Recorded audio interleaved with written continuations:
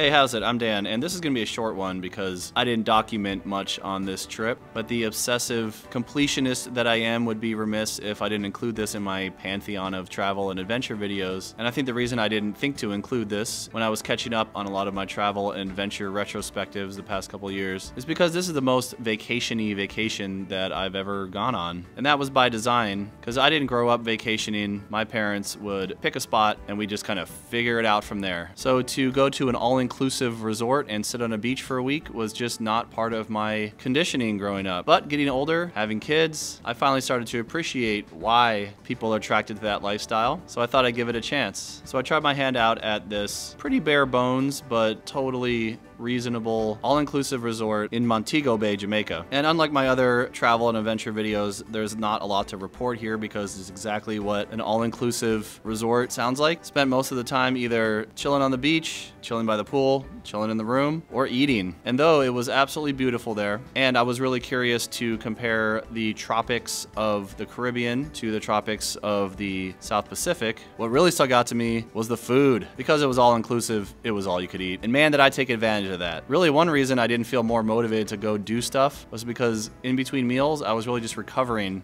from the last meal. However, aside from some shows and live music and things that they would put on, they did have some activities during the day. I took a sup out at one point, and even though there wasn't a substantial reef to speak of, there were old outcroppings of rocks that I guess used to be part of like a pier system, I guess back before this part of the island were resorts, and it was more of like a shipyard or something like that. So there were these kind of faux reefs that were growing around the bay, so I did a good amount of snorkeling. I wish I had had an underwater camera at the time, but rest assured, I did see some things that I had never seen. Namely, I saw lionfish, which I always thought were really beautiful looking, but apparently they're invasive. There were also lots of fun crabs to watch and anemones, brightly colored fish. But the biggest adventure I had underwater was I was diving down for some particularly interesting looking seashells, but then the shells started to move. At first I thought I had found maybe like a turtle nest, because I did see a face sticking out of the sand. Turned out it was an octopus, had collected those shells and was protecting them. So I thought better not upset that particular octopus or the karma of the sea and leave those shells alone. I had a great time in the little pocket of Jamaica that I was able to experience. I'm looking forward to going back someday and also seeing a lot more of the Caribbean.